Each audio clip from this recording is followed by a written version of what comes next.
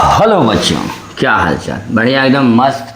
तो बच्चों, हम लोगों ने जो क्लास 11th की फीस पढ़ रहे हैं उसमें हम लोग पढ़ रहे थे ग्रेविटेशनल का सीरीज।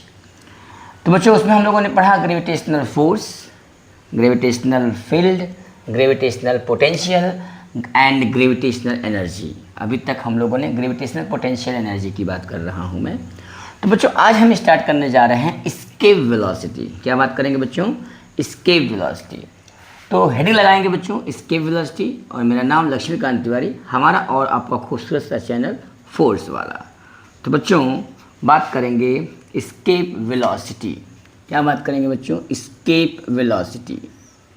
बच्चों, एस्केप वेलोसिटी क्या होती है? जैसे मान लीजिए आप अर्थ की सरफेस से अगर मैं आपको एक ऐसी मिनिमम वेलोसिटी से फेंक दूं जिससे आप अर्थ के ग्रेविटेशनल फील्ड को छोड़ के बाहर चले जाएं और फिर कभी वापस लौट करके ना आए। समझ में आ गया बात?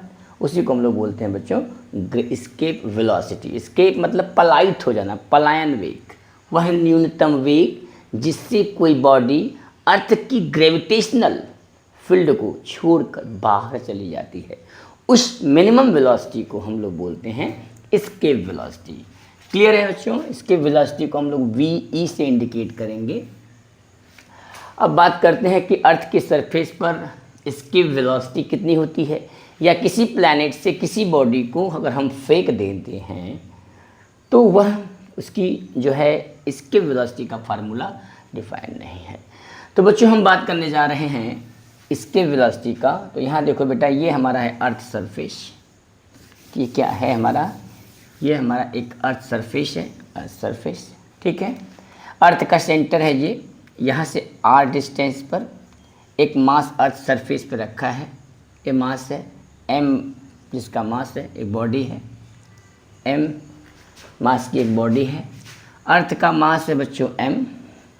यहाँ से हमने इसको इसकी वेलोसिटी v से फेंक दिया और ये अर्थ के भाई, जैसे मान लीजिए किसी बॉडी को आप जब थ्रोन करते हैं तो आपने उसको फेंका कुछ ऊपर जा कर के, वो उसका वेलोसिटी 0 हो जाती है, फिर वो अपना नीचे चले आता है।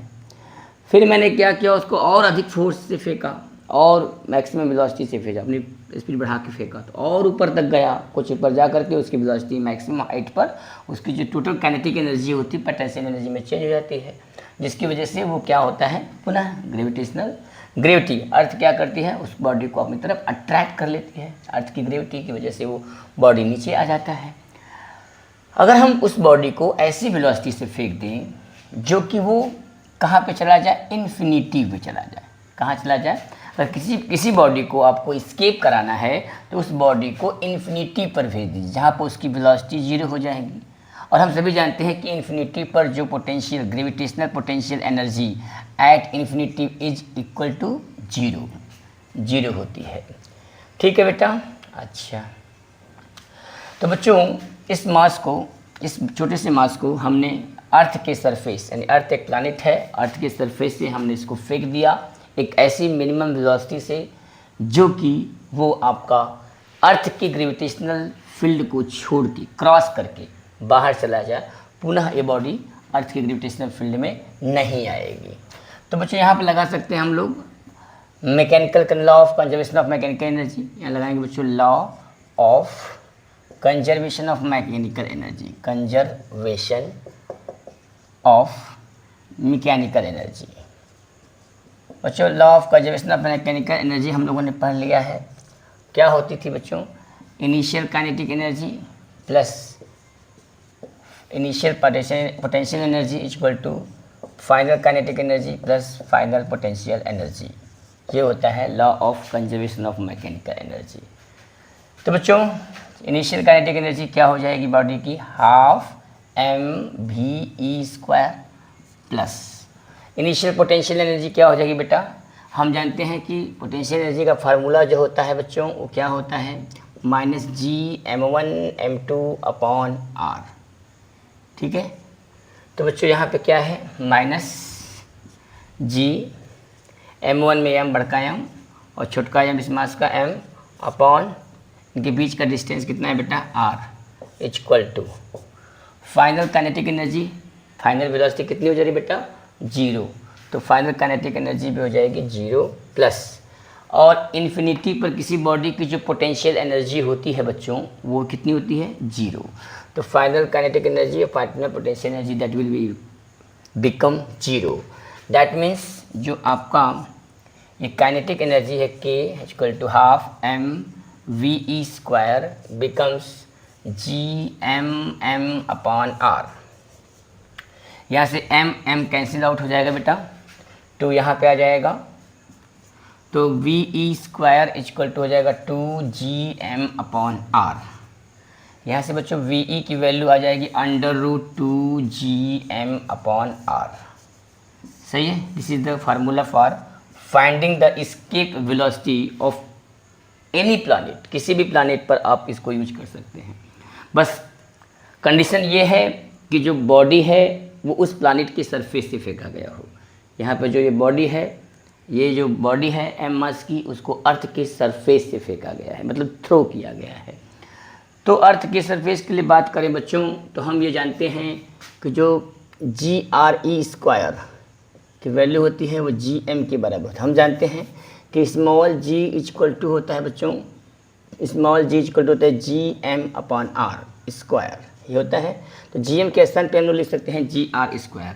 अगर अर्थ की बात करें हम लोग, फॉर अर्थ प्लैनेट के लिए बात करें हम लोग, तो यहाँ से जो इसके वेलोसिटी का फार्मूला बनेगा ve इक्वल टू, जहाँ Gm है वहाँ पे लिखेंगे GR², तो ये बन जाएगा 2Gr²/r, एक r से r मर जाएगा। इसकी वेलोसिटी का formula ve equal to √2Gr हो जाएगा।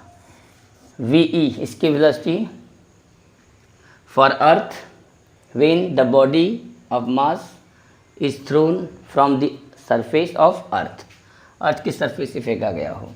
बच्चों यहाँ से अगर ve का वैल्यू निकाला जाए तो g की वैल्यू सबको पता है कि अर्थ पे 9.8 मीटर पर second square nearly equal to g की वैल्यू कितनी होती है, 9.8 मीटर पर सेकेंड स्क्वायर। अच्छा बच्चों, r जो होता है अर्थ ऑफ रेडियस, मतलब कि रेडियस ऑफ अर्थ। अर्थ का रेडियस कितना होता है बेटा, अर्थ का रेडियस होता है कितना, 6400 किलोमीटर। इसको हम लोग नियर अबाउट अप्रॉक्सीमेटली 6.4 × 10⁶ मीटर करते हैं। यहाँ से बच्चों अगर हम निकाल दें तो जो ve की वैल्यू आती है 11.2 किलोमीटर पर सेकेंड, 11.2 किलोमीटर पर सेकेंड। अगर मैं आपको 11.2 किलोमीटर पर सेकेंड की स्पीड से इस अर्थ की सरफेस से फेंक दूं तो आप कभी भी ज़मीन पर या अर्थ पर कभी आ नहीं पाएंगे। ठीक है बच्चों, तो ये है अर्थ का जो है एस्केप वेलोसिटी 11.2 किलोमीटर पर सेकेंड। तो बच्चों ये है concept about earth escape velocity. So escape velocity is the minimum velocity, it is the minimum velocity, minimum velocity, it is the minimum velocity when a body is thrown and crosses the earth gravitational fields।